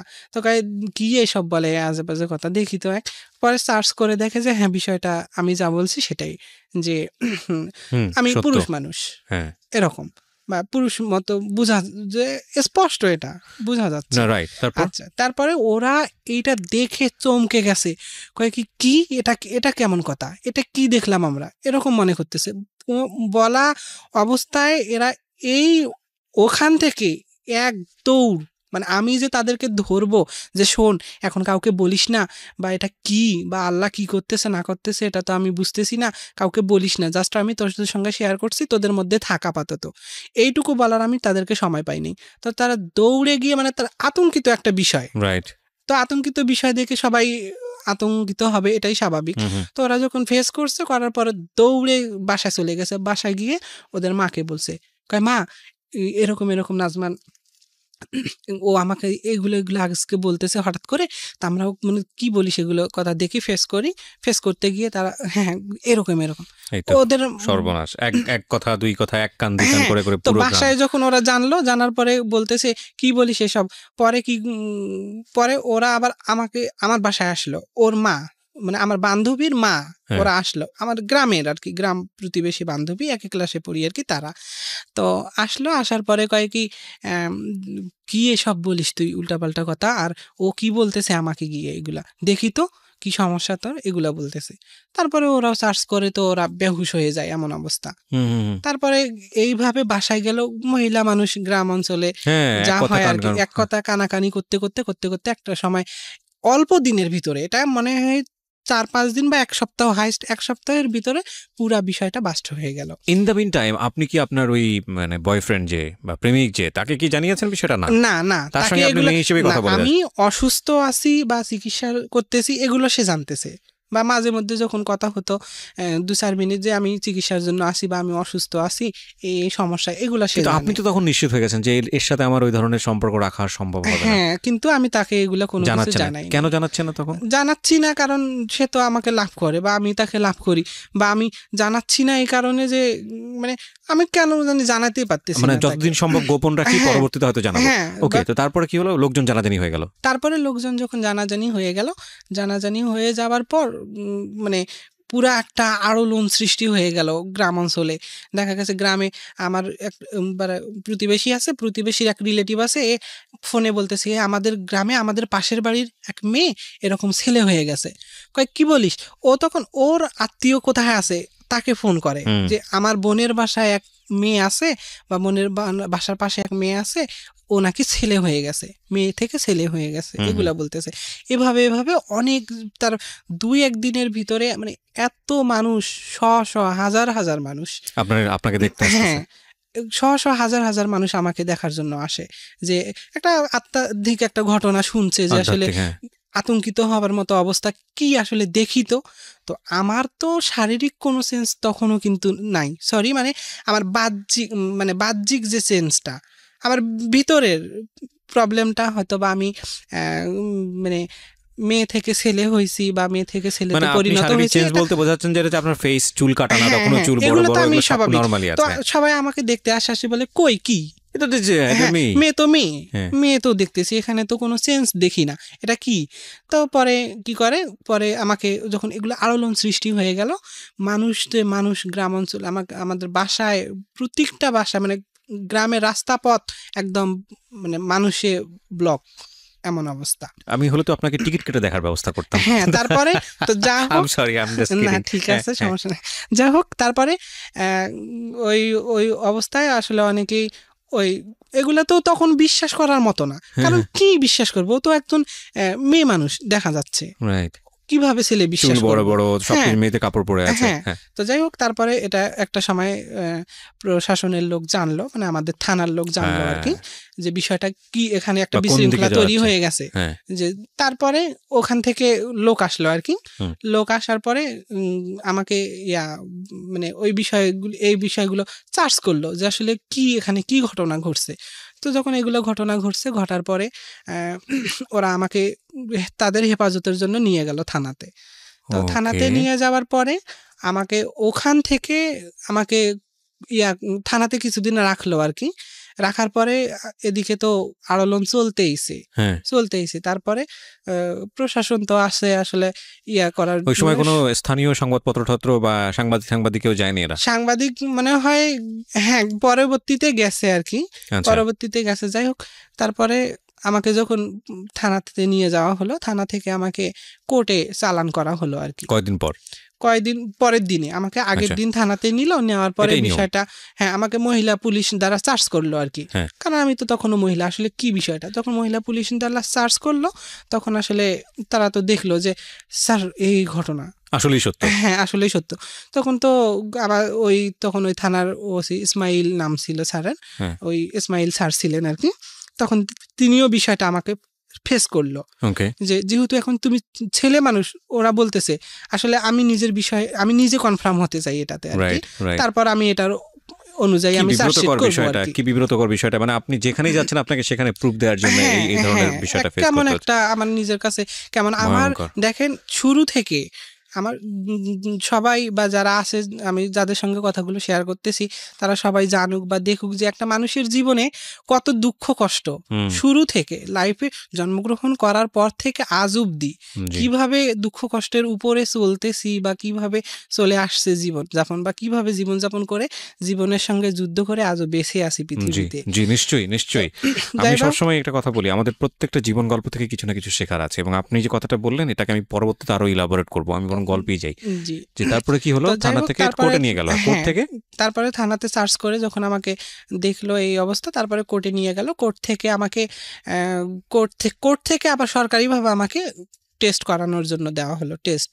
আচ্ছা। তারপরে এখানে ওই টেস্টের জন্য দেওয়া হলো, টেস্টে আমাকে নিয়ে যাওয়া হলো, টেস্ট করা হলো। তারপরে আমাকে ফরেন্সিতে দেওয়া হলো, ফরেন্সি থেকে আবার ওখানে বিভিন্ন টেস্ট করা হলো। তারপর ওখান থেকে পরমাণুতে দেওয়া হলো, রংপুর পরমাণুতে দেওয়া হলো। পরমাণু থেকে আবার হরমোন টেস্টের জন্য মানে যা প্রয়োজন, কারণ একটা বিশৃঙ্খলা ঘটে গেলে কিংবা একটা সমস্যা তৈরি হলে প্রশাসন এটার সমাধান কিভাবে চূড়ান্ত করবে সেটা তো তদারকি করবে কিংবা ভেরিফিকেশন করে, যেটা লাস্ট পর্যন্ত যেটা পাবে তারা তো সেটাই সলিউশন দিবে। they need some documents প্রথম কথা হচ্ছে এটা। এই কাগজগুলো কি আপনার কাছে আছে? এই কাগজগুলো আমার কাছে বাসায় আছে। হ্যাঁ, রংপুরে? হ্যাঁ, আমার সবকিছু আছে। তো যাই হোক তারপরে আমাকে কোর্টে দেওয়া হলো। কোর্ট থেকে তো এই যে বিভিন্ন এরকম টেস্ট করা হলো, ফরেন্সি থেকে মেডিকেলে দেওয়া হলো, মেডিকেল থেকে ফরেন্সিতে, ফরেন্সি থেকে পরমাণুতে।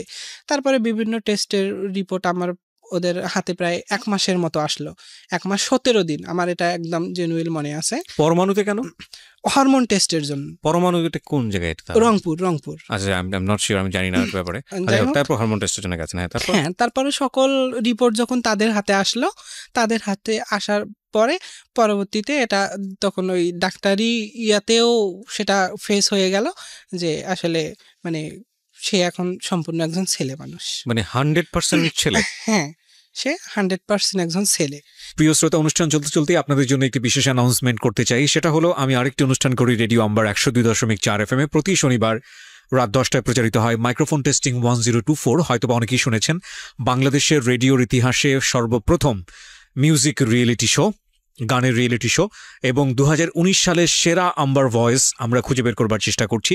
সেখানে আপনি অডিশন দিয়ে, সেখানে আপনি অংশগ্রহণ করে সেরা আম্বার ভয়েস হতে পারেন।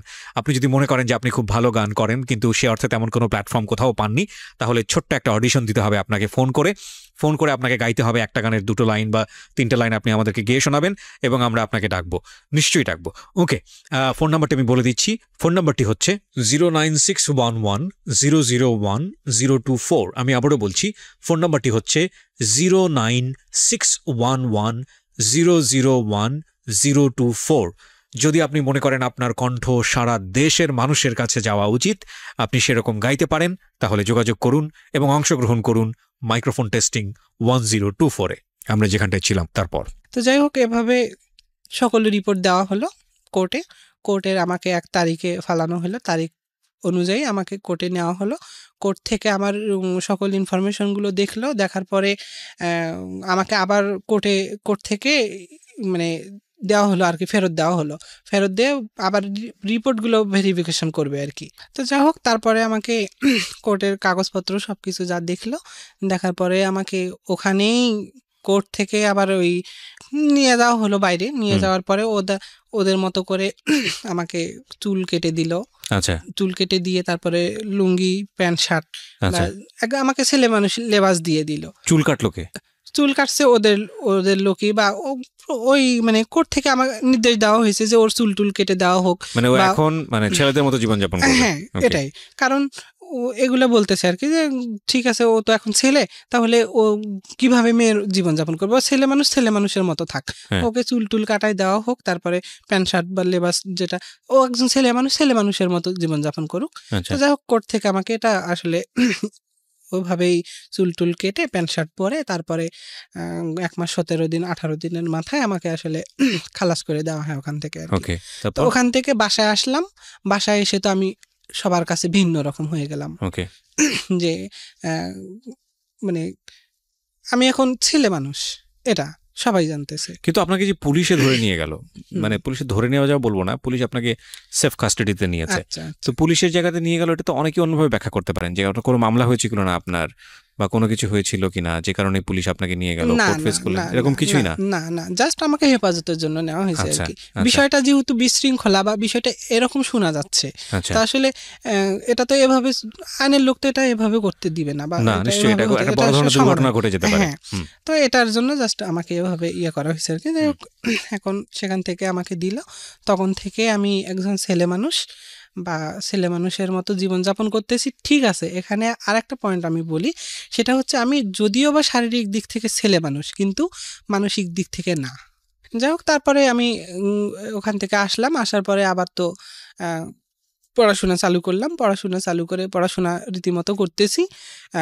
রীতিমতো করা অবস্থায় আর কোনো প্রবলেম আমরা হচ্ছে না, কারণ এটা সবাই জানে, সবার কাছে জানা যে বিষয়টা। ও এ থেকে আমি কলেজে বা স্কুলে যাওয়া আসা করতেছি, এখন আমি ছেলে মানুষ, এরকম আমার কোথাও কোনো রকম প্রবলেম হচ্ছে না। বা আমাকে মানে ওই আমার যাইতে সংকোচ বোধ করতাম বিধায় আমাকে আমার কলেজ থেকে টিচার ইয়া করে দেওয়া হয়েছে যে আমাদের যাতায়াত রাস্তায় এক টিচার যাওয়া আসা করতো আর কি, স্কুলে যাতায়াত রাস্তায়, তো ওই টিচার প্রতিদিন নিয়ে যাওয়া আসা করতো আমাকে কলেজে। আচ্ছা, তো এভাবে আর কি পড়াশোনাটা করি। পড়াশোনা করে আমি অনার্স সেকেন্ড ইয়ার পর্যন্ত পড়াশোনা করতে পারি। এখন দুর্ভাগ্যজনিত পড়াশোনাটা আমার স্টপ হয়ে গেছে। কেন?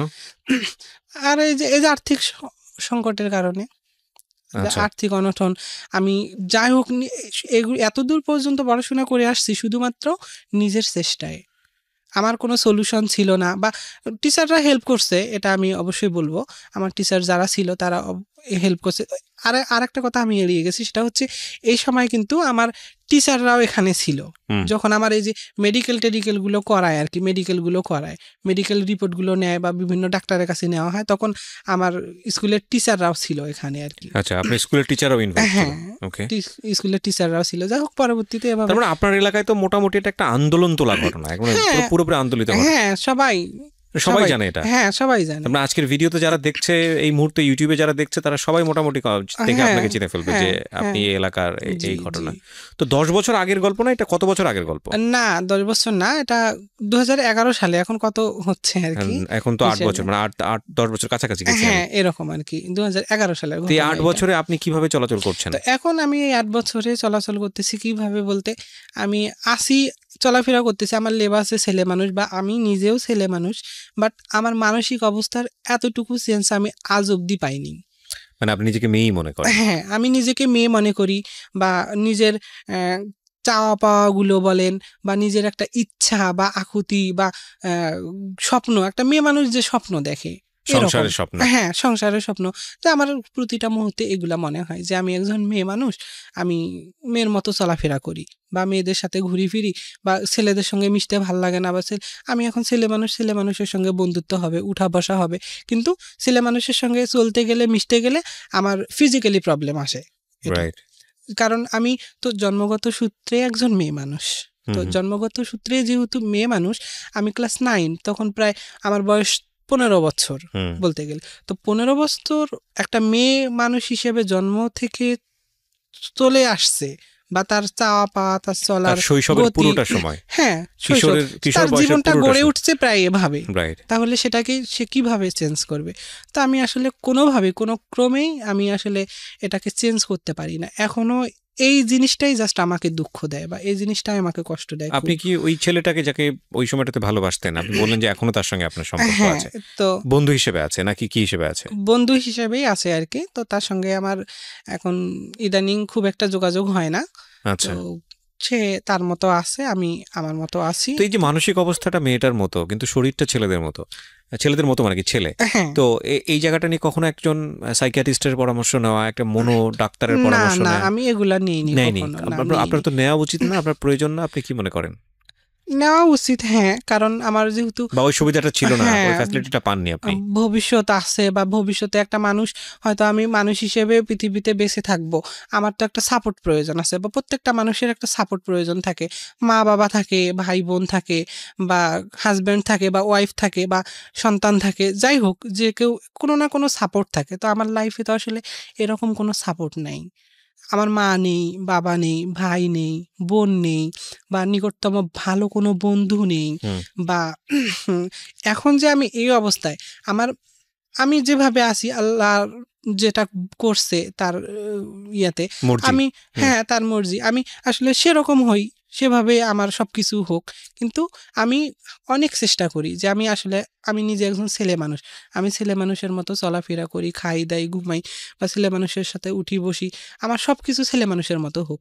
কিন্তু এটা কোনো ক্রমেই আমি করতে পারি না। মানসিক দিক থেকে আমার মানসিক দিক থেকে কখনোই আসে না যে আমি একজন ছেলে মানুষ, বা আমি এখন ছেলে মানুষ, বা আমার ছেলে হিসেবে সবকিছু একুরেট, বা আমি ছেলে মানুষ হিসেবে একজন স্বয়ংসম্পূর্ণ মানুষ, ছেলে মানুষ।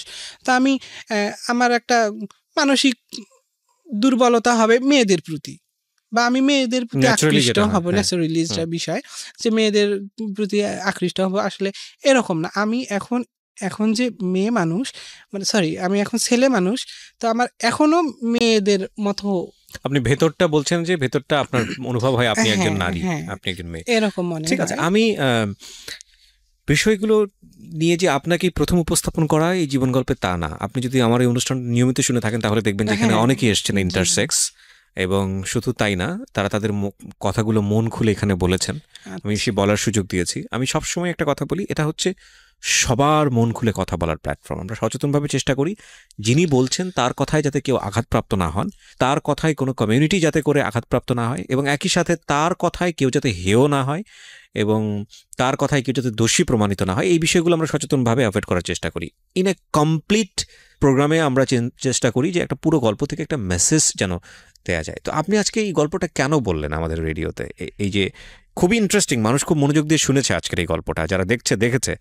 তো এটা আমি জানি যে আমাদের স্বাভাবিকতার বাইরে যেটা ঘটে সেটার প্রতি মানুষের তীব্র আকর্ষণ থাকে।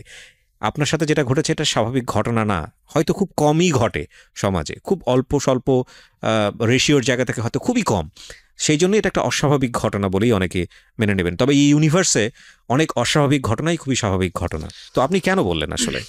তো আমার বলার উদ্দেশ্য হচ্ছে এটাই যে আসলে আমাদের সমাজে যে এখন অনেক ছেলে মেয়ে আছে যে সামান্যতম কোনো দুঃখ কষ্ট আসলে মানে জীবনের হাল ছেড়ে দেয়, বা দেখা গেছে কি যে সামান্য কোনো কষ্ট পাইলে মানে আপসেট হয়ে পড়ে, অনেকে আছে দেখা গেছে আত্মহত্যা পর্যন্ত করে।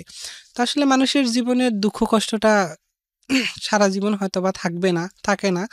এখন আমার জীবনের যেগুলো ঘটনা এগুলোর সঙ্গে তো কারো জীবনের মিল হবে না, তো আমি আমার ঘটনাটাকে মিন করে আমি সবার কাছে এটা শেয়ার করলাম এই জন্যে যে আসলে দেখেন আমার জীবনটা বা আমার লাইফ স্টোরিটা, যে আমার জীবনের ঘটে যাওয়া ঘটনাগুলো জন্ম থেকে আজ অবধি পর্যন্ত বা ভবিষ্যতে আরও কি হবে।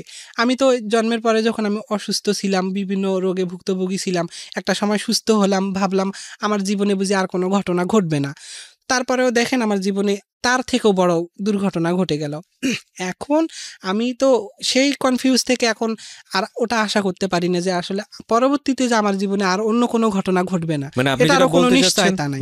আপনি যেটা বলতে চাচ্ছেন যে এত কষ্টে থেকেও আমি মানুষের মতো বাস করার চেষ্টা করে যাচ্ছি। হ্যাঁ, অবশ্যই আমি এত দুঃখ কষ্টগুলোকে উপেক্ষা করে অহরহ দুঃখ কষ্টের সঙ্গে থাকা সত্ত্বেও মানে নিজের জীবনের সাথে যুদ্ধ করে আজও বেঁচে আছি বা বেঁচে থাকবো আল্লাহ যতদিন আছে, এইটুকুই আর কি। আমার এই গল্পটুকু শুনে সবাই যারা শুনতেছে বা যারা দেখতেছে তারা যাতে মনে করে যে একটা মানুষের জীবনে কত দুঃখ কষ্ট থাকতে পারে, নিজেরা যাতে করে কিছুটা হালকা হয়। এত দুঃখ কষ্ট থাকার পরেও একটা মানুষ নিজেকে কিভাবে সেফ রাখে বা কিভাবে জীবনে বেঁচে আছে। তো মানুষের জীবনে নানাবিধ ঘটনাই ঘটে, তো ঘটে যাওয়ার সূত্র ধরে মানুষ অনেক কিছু করে ফেলে এখনকার এই সমাজের ছেলে বা ভাইরা বোনরা যারা। আমি আপনাকে দুইটা কোশ্চেন করি তাহলে উত্তরটা চলে আসবে। আপনি কখনো সুইসাইড করার চেষ্টা করেছেন? না, আমি কখনোই করি নাই বা এগুলো চিন্তাও করি নাই কখনো, যে আসলে যে আমি আমার জীবনে এত কিছু ঘটে যাচ্ছে আমি এটা ফিলে করি নাই যে আসলে এটা আমি মরে যাব, আমার জীবনে তো এত দুঃখ কষ্ট হচ্ছে আমি এগুলো সইতে পারতেছি না, আমি মরে যাব। কিন্তু আমি সবসময় আল্লাহর উপর ভরসা করছি বা আল্লাহর কাছেই বিশ্বাস রাখছি যে আল্লাহ যা করবেন নিশ্চয়ই মঙ্গলের জন্য করবেন আমার জীবনে। আমি দেখেন এখন এই যে আজ অব্দি এখান পর্যন্ত আসতে পারছি, আমি তো সুস্থ আছি, আল্লাহ তো আমাকে এই যে কথাটুকু বলতেছি এটুকু বলার তৌফিক দিয়েছে। তো এটাই আর কি, এটাই বলবো যে এতদূর পর্যন্ত আসতে পারছি, আজকে যে স্টুডিওতে এসে সবার সঙ্গে আমার লাইফের বিষয়গুলো সবার সঙ্গে শেয়ার করতে পারতেছি, এটাই তো আল্লাহর কাছে শুকরিয়া। আলহামদুলিল্লাহ। তো একটা মানুষ আল্লাহর কাছে কি চাইতে পারে।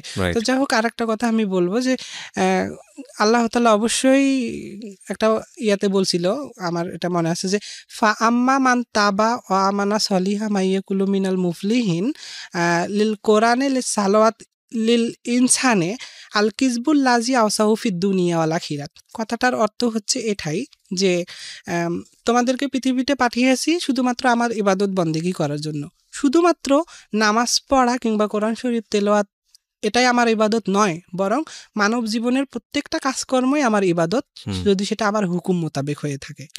তাহলে এই যে এত দুঃখ কষ্ট পরেও আল্লাহর উপর বিশ্বাস রেখে আল্লাহর প্রতি ভরসা রেখে আমি এই যে এত দূর চলে আসছি, আশা করব সবাই আর কি আপনার কাছ থেকে যেন এই শিক্ষাটা আমরা খুবই কৃতজ্ঞ যে রংপুরের একটা প্রত্যন্ত অঞ্চল থেকে আপনি আজকে আমাদের এই অনুষ্ঠানে এসেছেন, লাখ লাখ মানুষের কাছে নিজেকে ফেস করেছেন, আপনার জীবন গল্প, বিশ্বাস অবিশ্বাস প্রত্যেকেরই বিষয়, প্রত্যেকটা নিজের জায়গা থেকে নিজের মতো করে দেখবে। আমি